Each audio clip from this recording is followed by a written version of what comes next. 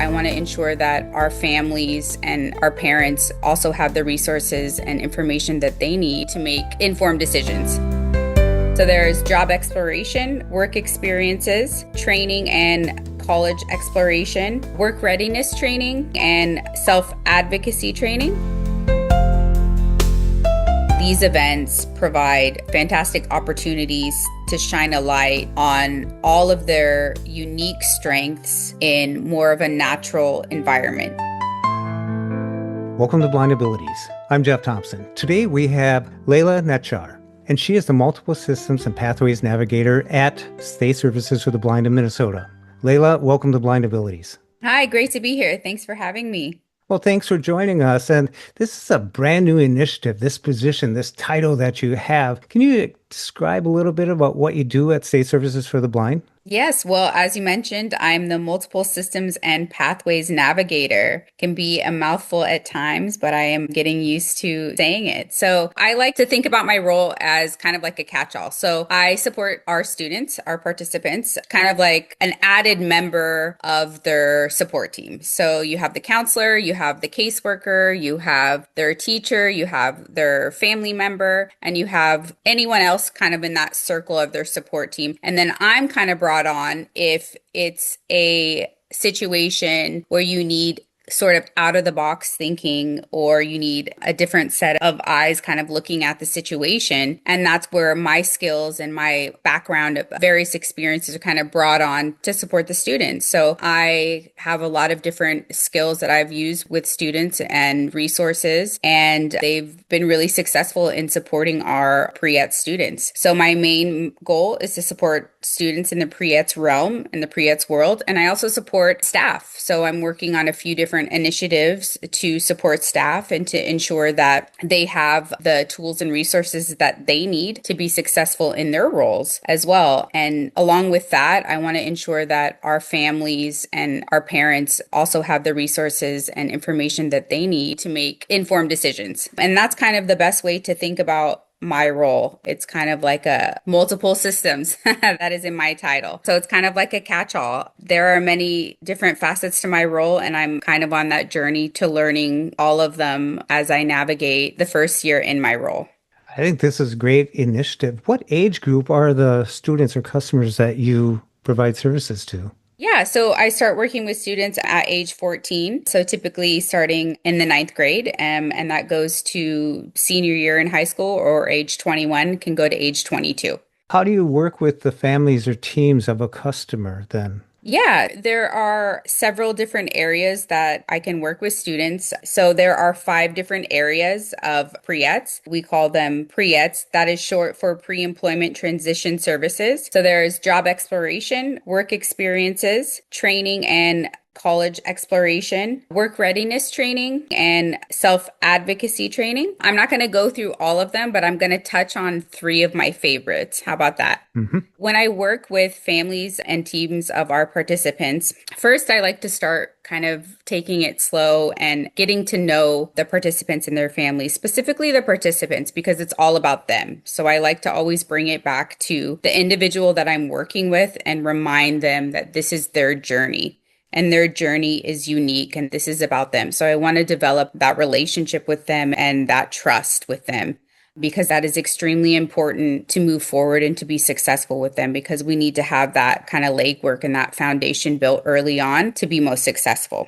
So when I'm working with families and teams, it's all about that collaboration and that communication. And as I mentioned, trust. That level of communication is going to strengthen our trust. So I engage families in the process by providing them with resources and training on their family members' rights and options. Okay. And that also goes into something called informed choice. And that is when we go into their decision about working with different community partners, right? We have to present different options and things like that. And we can kind of discuss that a little bit down the road, but we always have to present different options and provide informed choice. So let's talk a bit about job exploration. During our job exploration, I involve our families and our participants in discussions about interests and preferences. So I have resources and tools to ensure our participants' true interests are highlighted and discovered. And once their interests and preferences are discovered, that really takes us down that road of job exploration and kind of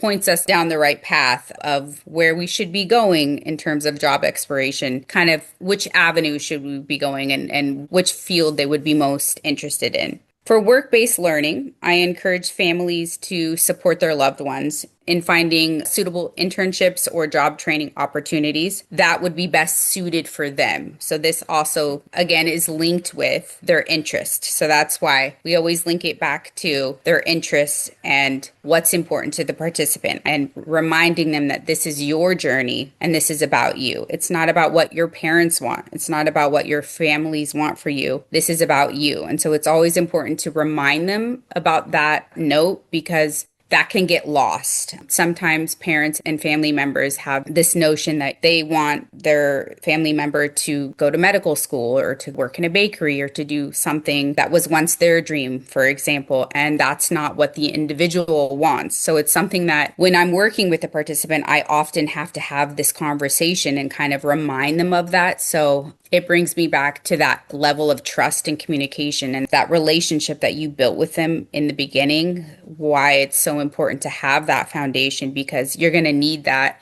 throughout the time that you're working with that participant and that family as a whole, because it's not just a one and done type of situation. You're going to need that throughout the whole year, sometimes 2 years, sometimes 3 years of working with a participant and a family as a whole. So it's vital that you have that strong bond. Yeah. So moving on to introduction into self-advocacy. It might be my favorite if I'd have to pick a favorite. Self-advocacy, using your voice and learning how to use your voice is a skill. And it's a skill that we don't only need while we're young, while we're in school, while we're in college. I mean, we need it our whole adulthood and beyond. You know, it's a skill that we need to know extremely well. And it's not something that we can ever be extremely precise in. You know, it's something that we can continue to grow and develop.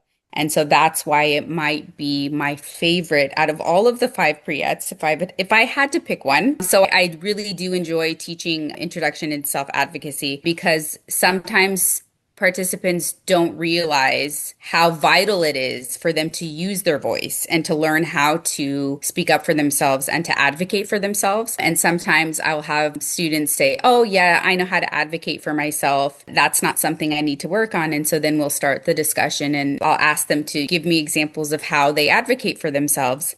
And throughout time working with them, they'll realize, you know what, I actually don't really advocate for myself. And they'll start to learn things about themselves that they didn't know. And it's funny because they start doing their own learning, right? It's like they're learning on their own and you kind of see that aha moment happening naturally and authentically. So self-advocacy is very authentic and very genuine and it's in and of itself. And it's something that should always be encouraged. And I also encourage counselors to also offer that always from the beginning as an area to work on very early on, because it's never too early to work on that skill. I also conduct workshops where families and individuals can learn strategies for expressing their needs and also making informed decisions, and also just encouraging that all of these skills in the house and outside of work that we do with participants to continue that growth. You know, continue it when you're outside at the grocery store or walking the dog around the block or sitting at the dinner table. These are skills that can continue to be worked on outside of these discussions and outside of IEP meetings, outside of a laptop, if you will. These discussions can go beyond Zoom meetings and Teams meetings. And those are things that I like to remind family members and parents, and I like to give them tools and examples of ways that they can use them beyond our meetings. That, as an overview, those are kind of 3 examples of areas within Pre-ETS of how I work with families and participants.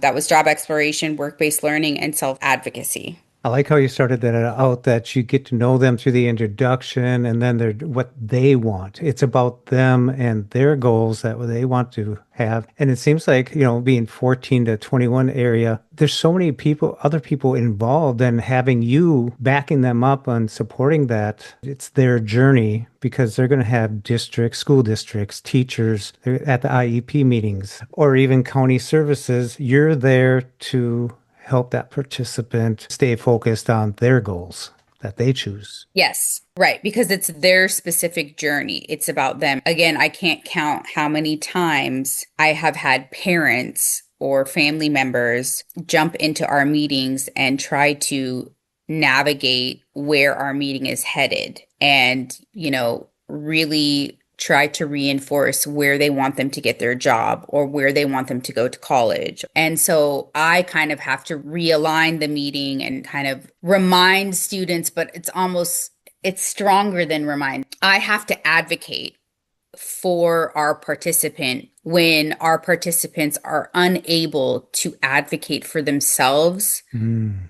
when their family is around them. Yeah, those families were probably the first advocate for the person. And then to see their child grow up and begin making decisions for themselves, it's hard for them to let go. Correct. And although our family members want what's best for our participants, of course, and for their loved ones, sometimes their own, personal biases and beliefs can inhibit the path that we are trying to take to go forward with our participants because their interests and their goals sometimes don't align with the path that their loved one has, Mhm. their hopes and dreams and what they envision for them in their future. And we have to remind them this isn't their grandma's journey. This isn't their uncle's journey. This is their journey. It's those discussions and it's those reminders. It's those hard conversations that we have to have. And again, I can't tell you how many times I've had to have those with parents and family members, but I will tell you that I've had pleasant responses. I've had positive responses, and I've had a lot of parents say, you know what, you're right, Layla. You are right. And thank you for bringing that to my attention. And thank you for reminding me that this is about my child and this isn't about what I want. And thank you for helping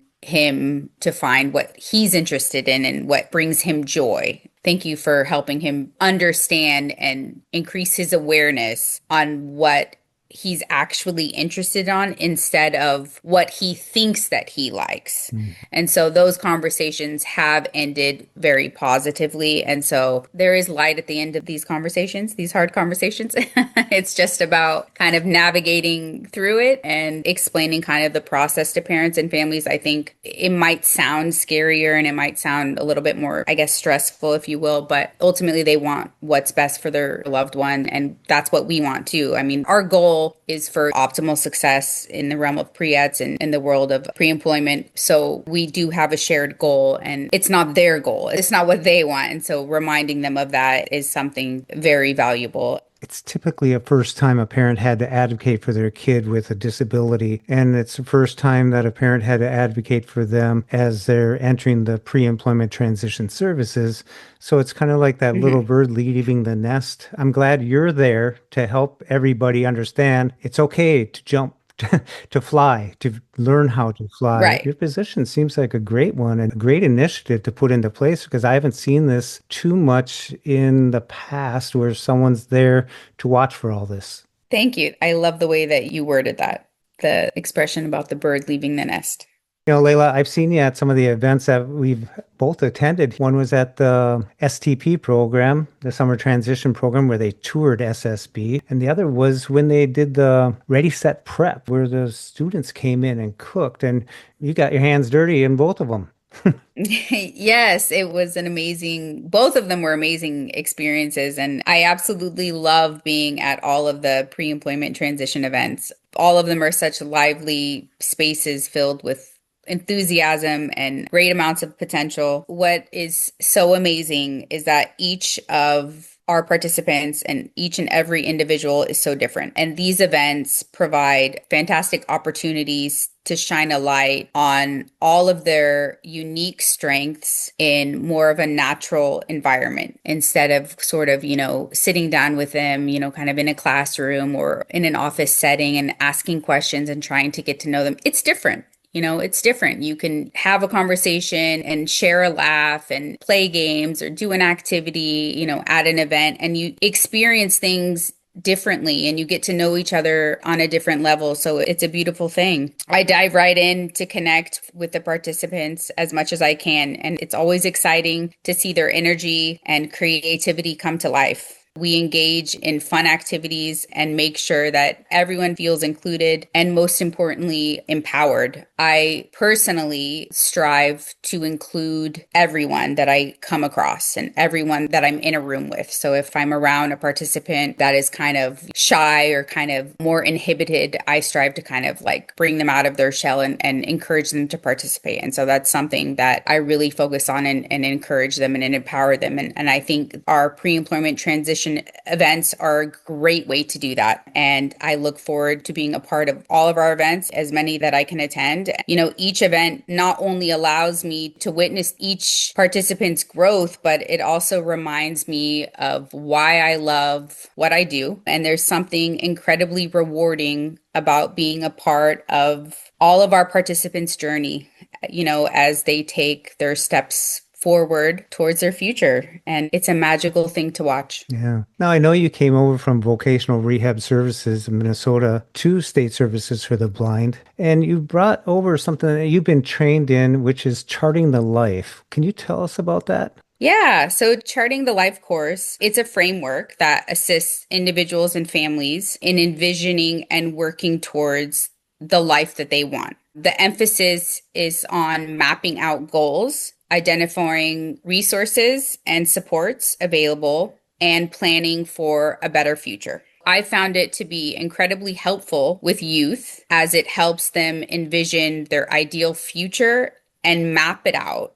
Specifically, map out the steps that it takes to get there. It encourages young individuals to think outside the box when it comes to their goals, moving beyond traditional pathways and exploring what truly excites them. This framework allows participants to identify their strengths and resources while facilitating the discovery of their specific interests. So understanding what our participants genuinely enjoy can steer them toward exciting career choices, right? And that's what everyone wants. I love seeing how it empowers youth to take charge of their future, fostering confidence and excitement about all of the possibilities ahead. So a great way to think about charting the life course is it's a tool, it's a framework. And a lot of the emphasis is on mapping out goals. And those goals are intended to plan and lay out a better future in whatever shape or form that may look like for the individual you are working with. Wow, that's quite a projection.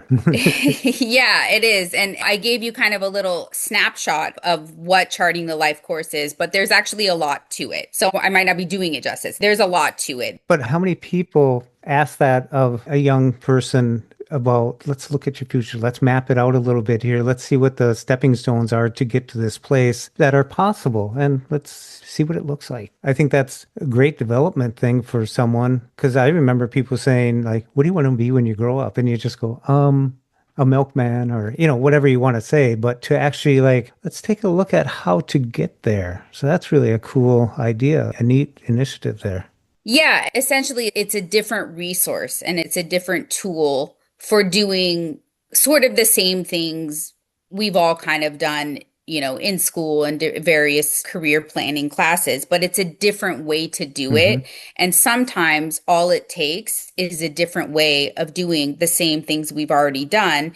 And then it kind of triggers something. And that's all it takes is that one spark. And then that's where it clicks for you. All it takes is one click to kind of ignite that spark and that passion in the participant I'm working with. And that's what I'm looking for. And when that spark comes and they say, you know what, I'm ready. I'm ready to submit my resume. I'm ready to reapply to those jobs that we've been talking about. I'm ready to go back out there and start going back on interviews because I'm ready to get my first job. All it takes is that spark. And so sometimes you just need another tool to do the same things you've already been doing. And that's what Charting the Life course is. Wow. It's a different tool. Your new job role should be creator of pathways to success.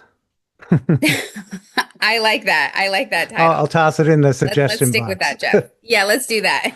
So all the stuff you've been talking about, I know I'm going to listen to this back, and I should have asked this. I was really excited when you got to witness students interacting with each other instead of like in the office. I think that's important too, that you got to see that. You get to see a different person in a sense that, oh, that's Billy. You get to know a little bit more about a person. And where did that all come from? What got you involved in VRS where you were and now here? What got you involved in this type of work? Yeah, that's a great question. I often think about that too. And I remind myself of where I'm sitting. So I have a background in education, particularly in school psychology and well-being, which has laid a strong foundation for my work in vocational rehabilitation. I spent over a decade working in school psychology and well-being, but now my journey in public service began at our sister agency in VRS, also known as Vocational Rehabilitation Services. And that is where I gained valuable insights into supporting individuals with diverse needs. And I worked there in Pre-ETS as well. And I transitioned from there into state services for the blind, where I am now. And I focus now specifically on assisting participants that are blind and visually impaired in the realm of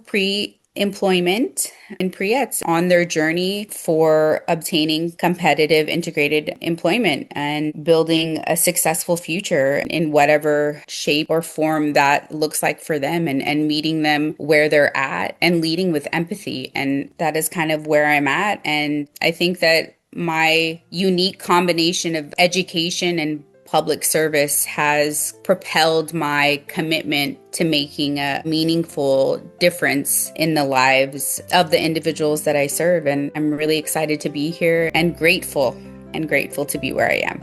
I think what you're doing is awesome because I think it's a need that needs to be met. And I'm sure a lot of parents, a lot of families, a lot of teams are really thankful that you're there to help make the journey the best for the individuals. So thank you very much for coming on the Blind Abilities and sharing what you do at State Services for the Blind. Thank you, Jeff. It was great to be here. Thanks for taking the time to be with me today. To find out more about all the programs at State Services for the Blind, contact Shane.DeSantis at state.mn.us. That's Shane.DeSantis at state.mn.us. Be sure to contact your State Services for the Blind, your Voc Rehab, and find out what they can do for you. Live, work, read, succeed.